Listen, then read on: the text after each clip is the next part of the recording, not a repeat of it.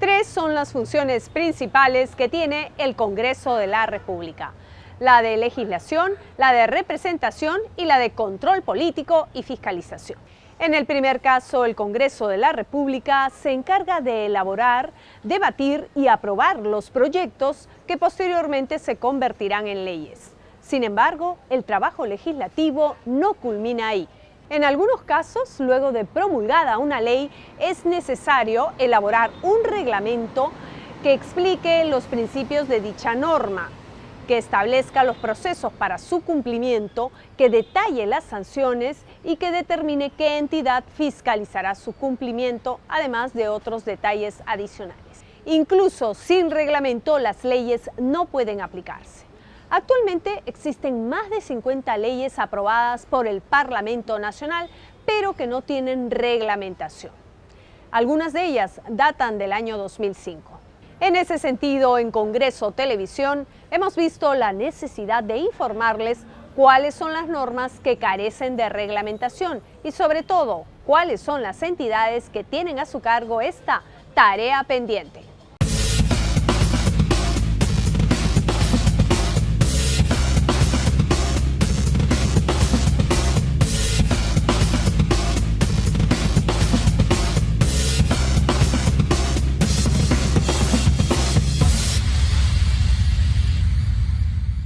En febrero del 2017, la Policía Nacional intervino un laboratorio de marihuana en el distrito de San Miguel. En ese operativo se incautó cerca de 5 kilogramos de cannabis sativa. Grande fue la sorpresa de los policías y de la ciudadanía al descubrir que este laboratorio pertenecía a una asociación de madres de familia que extraían el aceite de esta planta con fines medicinales. El Congreso, al conocer de esta situación, inició el trabajo de elaboración de un proyecto de ley que regula el uso medicinal y terapéutico del cannabis y sus derivados. Esta iniciativa se convirtió en ley en octubre de dicho año. ¿En qué consiste esta norma? Conózcalo en el siguiente informe. Con el objetivo de garantizar el derecho fundamental a la salud y permitir el acceso exclusivamente para uso medicinal y terapéutico del cannabis y sus derivados, el Pleno del Congreso aprobó por mayoría esta iniciativa legislativa, con lo cual quedó expedita para su promulgación por parte del Poder Ejecutivo. Hoy, señor presidente, damos un paso importante en la historia de nuestro país, en lo que respecta al tema de la salud, abriendo una oportunidad para nuestros compatriotas que padecen ciertas patologías que pueden ser tratadas por el cannabis y sus derivados. Controlar que el Estado no convierta este proyecto de ley en un nuevo espacio para que se aproveche en nuestro país alguna empresa farmacológica, sino que además este proyecto tenga la participación de las que hicieron posible este conjunto de proyectos, que son las madres, que son los familiares, que son los pacientes que necesitan. Por eso es importante que en el proyecto se incorpore la participación organizada de la sociedad, que se incorporen los familiares y las asociaciones debidamente registradas, además, para que efectivamente haya un control adecuado de este producto. La norma autoriza el uso informado, la investigación, importación, comercialización, producción y abastecimiento de insumos para la investigación del cannabis con fines medicinales y terapéuticos. Asimismo, se dispone que el Poder Ejecutivo otorgue licencia para realizar investigación científica para las universidades e instituciones de investigación agraria y en salud, y licencia para la importación o comercialización y licencia para la producción. Entonces, lo que hemos hecho nosotros en la Comisión de Defensa, colegas parlamentarios, en un intenso debate enriquecedor por el aporte de los señores congresistas en la comisión, es haber dado un paso adelante. Está bien, autorizamos la importación, la comercialización, pero también la producción, el cultivo, la producción y la investigación, que era el signo distintivo del proyecto presentado por el congresista Alberto de Belaúnde y la congresista Pariona.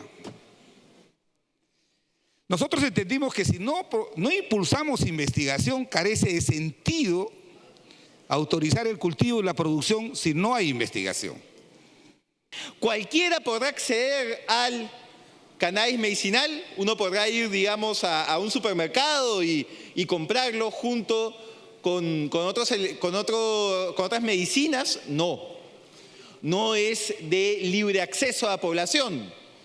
Requerirá contar con un médico tratante, requerirá estar en un registro oficial de uso, se indicará cuánto es el uso que le corresponde. En la primera disposición complementaria final se modifica el artículo 299 del Código Penal, estableciendo que no será punible la posesión del cannabis y sus derivados con fines medicinales y terapéuticos, siempre que la cantidad sea la necesaria para el tratamiento de quien la posea o de un tercero que se encuentre bajo su cuidado o tutela, o para investigación según las normas sobre la materia.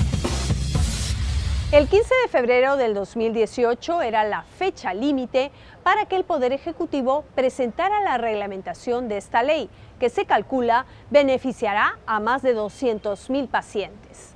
Esta semana, luego de un año de trabajo, finalmente se publicó la tan ansiada reglamentación de esta ley. Nosotros conversamos con Ana Álvarez, presidenta de la asociación Buscando Esperanza Perú, y también con el doctor Yuri Cutipe, quien ha sido parte del comité multisectorial encargado de elaborar la primera propuesta de reglamento de la ley del uso del cannabis medicinal. ¿Cómo se generó la idea de formar esta asociación? Bueno, la idea de formar Buscando Esperanza Perú nace de la necesidad de nosotros, las madres, al no tener ya más alternativa farmacológica. Hay niños que venían tomando 18, 20 pastillas diarias, donde aún así no paraban, no calmaban sus convulsiones epilépticas, otros en crisis convulsiva, entraban a estatus. De ahí nace, ¿no? Nace Buscando Esperanza Perú, tal como su nombre lo dice. Íbamos en busca de una esperanza y encontramos en el camino, con mucha información del extranjero, donde ya esto se venía dando con mucho éxito, encontramos la marihuana medicinal. Nos comunicamos con las madres chilenas, algunas colombianas, donde esto ya está avanzado, donde ya ellas venían preparando su propia medicina, y es así donde nosotros investigamos, ¿no? Y conocimos también a otra joven acá en Perú que consumía ya este aceite de marihuana, ¿no? Sí, donde ella había recuperado su vida también, ¿no? Con este aceite. Entonces nosotros, antes de comenzar, preguntamos a nuestros neurólogos, donde tuvimos la negativa, ¿no? Bueno, particularmente a mí, su neuroneurólogo de Anthony me dijo que esto era un caso aislado, que era algo anecdótico y que no iba a funcionar. Pero como yo veía que mi hijo con los fármacos tampoco estaba funcionando, más bien estaba deteriorando su vida, porque tú sabes que los fármacos todos tienen contraindicaciones, ¿no? Que les afecta al hígado, al riñón, al nervio óptico,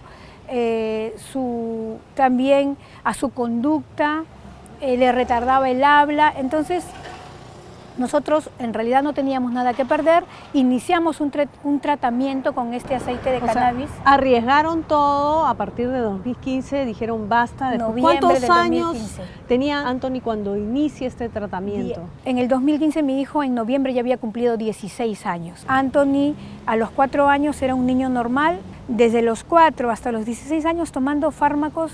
A los 16 no solo tomaba fármacos para la epilepsia, sino también antipsicóticos, porque tantas convulsiones, se había inflamado el cerebro y cayó en cuadro psiquiátrico. Entonces, a los 16 años es como que yo ya no sabía qué hacer. No todas las madres tenían la capacidad de poder adquirirlo por los altos costos.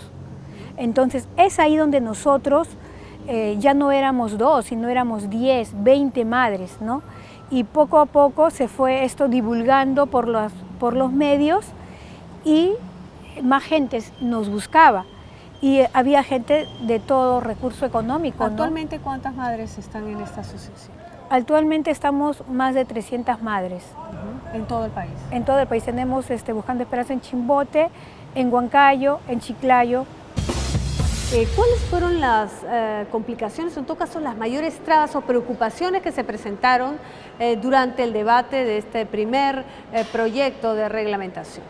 Bueno, en realidad lo que pasa es que esta ley hay que cumplir con la ley, el reglamento tiene que cumplir con el espíritu de la ley, que es facilitar el acceso a la salud, es decir, a estas sustancias derivadas del cannabis por las personas que las requieren por tener alguna enfermedad en la cual se ha demostrado que estas sustancias son efectivas.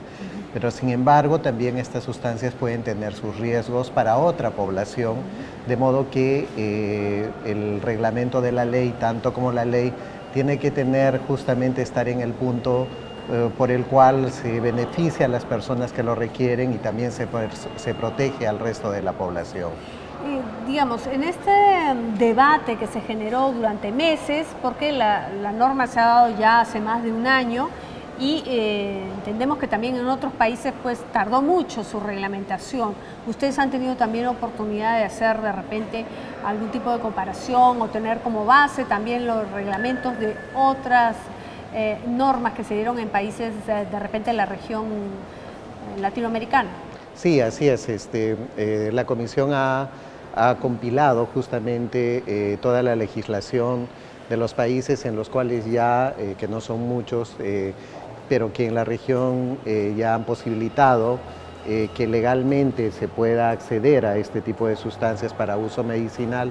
Y claro, hay países que se han tardado muchos años, como Colombia, y otros un poco menos, pero el empezar después de ellos, claro, facilita porque de alguna manera hay una base y también puede de alguna manera incorporarse algunas estrategias que haga que se cumpla la finalidad de la ley y que de repente en esos países no se logró, ¿no?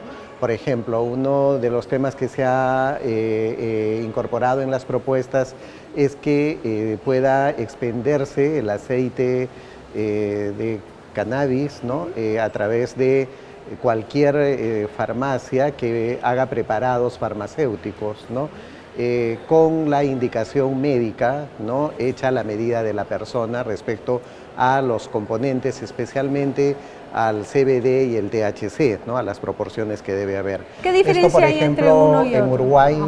no ha ocurrido, ¿no? Ajá. ¿Y cuál sería la preocupación, por ejemplo, de la Organización Mundial de la Salud en ese sentido?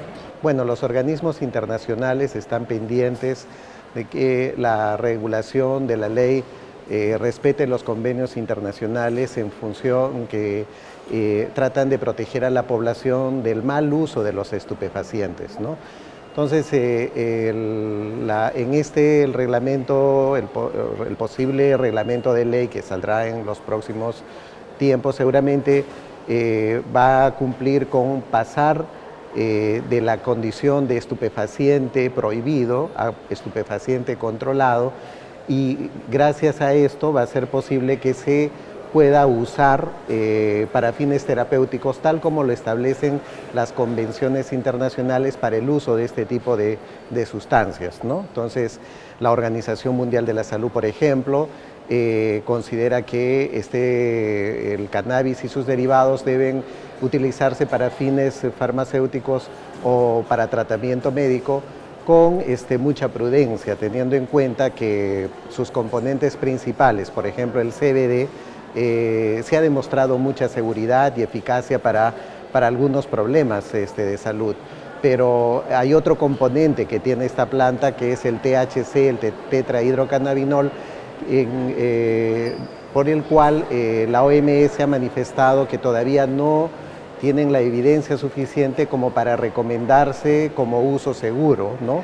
De modo que estamos a la espera de que tengan finalmente conclusiones que nos permitan decir que sí son, así es, con mayores estudios, ¿no? Está mejor un 80%, ha recuperado prácticamente su vida pese al diagnóstico que él tiene aún, ¿no? Yo soy consciente de que su diagnóstico siempre va a estar ahí, un besito, pero muy satisfactoriamente él está tratando de hacer una vida normal, ¿no? Como todo joven, ahora él ya tiene 19 años. Es bien cariñoso. Y él ahora es un chico que puede asistir al colegio, está tomando talleres de teatro, que justo ya se va a estrenar su obra. Maravilla. Entonces está interactuando bien, está sociabilizando, que es lo que justamente antes él no podía sociabilizar. Pero recuerden, la bestia es mía.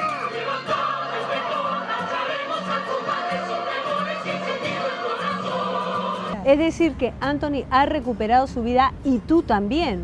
Por supuesto, porque te cuento que cuando una familia tiene a un paciente con un problema neurológico tipo convulsiones, ¿no? Problemas cognitivos, no solamente se ve afectado el paciente, sino todo el entorno familiar, porque la estabilidad emocional, afectiva, económica, se ve mellada por esta enfermedad. ¿Por qué no se importaba en vez del autocultivo? ¿Es demasiado caro? Claro, si bien es cierto, nosotras las que comenzamos en Buscando Esperanza, importábamos. Primero importamos una medicina de Europa que nos costaba 320 euros, un pomito de 30 ml, que a mi hijo le alcanzaba pues un mes y 20 días. Luego importamos el aceite de Charlotte, ¿no? Que puesto acá en el Perú cuesta 1.200, 1.300 soles y no sabes. Y aparte de la importación, esos son casi cepas estandarizadas. Entonces, pueden hacerle bien en un momento a tu hijo, pero luego no. ¿Y con qué vas a reemplazarlo? O hay pacientes que yo personalmente me traje de Estados Unidos este aceite de Charlotte y no le funcionó a mi hijo. No le funcionó.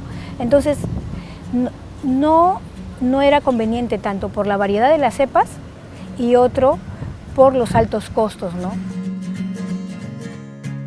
Y en el caso, digamos, de la elaboración del aceite de cannabis para estos usos medicinales, ¿cuál serían las recomendaciones que se darían? Porque también hay que tener en cuenta que muchas madres de familia, por el alto costo en la importación, y bueno, más si es prohibido, es más complicado todavía, estaban planteando la posibilidad del autocultivo. Sí, bueno, en realidad creo que esta no es una suficiente razón para consumir sustancias que puedan ser de riesgo para la propia persona, sino tendríamos que decir que todos los medicamentos de alto costo, ¿no?, tengan que ser producidos por las personas, ¿no? Entonces el reto ahí es bajar el costo, ¿no? Y que en todo caso, si no se puede bajar el costo porque los procedimientos son caros, los estados tienen que proteger a su población, ¿no?, de esa necesidad. Lo importante es que todo producto farmacéutico sea seguro, ¿no? Es decir, que no sea tóxico, que sea preparado en condiciones higiénicas adecuadas, ¿no?, y que pueda llegar bajo controles específicos, es decir, que sea un producto de calidad para quien lo necesite, ¿no?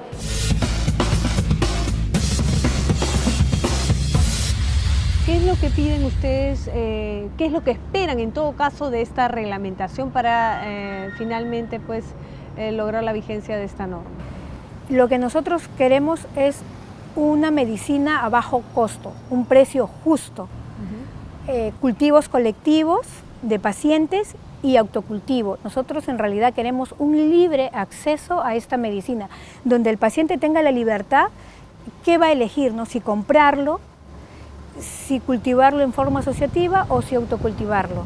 Pero esta situación ya se ha dado en otros países, la posibilidad del autocultivo para que este medicamento, este uso medicinal pueda llegar de acceso a toda la población, digamos. En otros países ya están más avanzados y sí, en Chile las mamás cultivan cada una su medicina, ¿no? Todavía están peleando por el cultivo seguro. En Colombia sí hay cultivo asociativo, ¿no?, donde los pacientes se reúnen y en un cultivo puede haber para muchos pacientes, ¿no?, y ahí tienen una variedad de cepas. Creo que en Uruguay también ya se dio esto. Entonces ya muchos países están más avanzados, ¿no? ¿Cuánto estima que podría tardar de repente, porque siempre toda norma pues, es perfectible, la posibilidad de que se llegue a reglamentar esta norma? Entendemos que hay unas que tardan varios años. Claro, sí, tiene que ver también con que los países tienen que cumplir con, digamos, compromisos establecidos, ¿no?, a nivel internacional, y entonces hay una serie de mecanismos de ajuste de los textos, ¿no?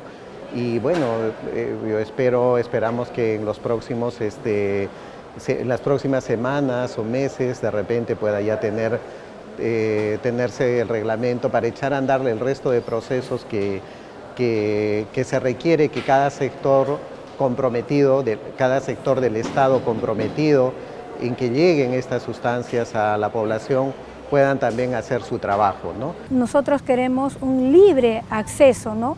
Eso lo vamos a obtener cuando haya un precio justo, un cultivo asociativo y autocultivo, ¿no?, donde el paciente tenga la libertad de elegir que, de acuerdo a su necesidad, cómo, de qué forma lo va a poder obtener. Y también le pido a la población que antes de juzgarnos por tantos tabúes que hay en la sociedad, que investiguen, que se informen, y así vamos a poder ser libres.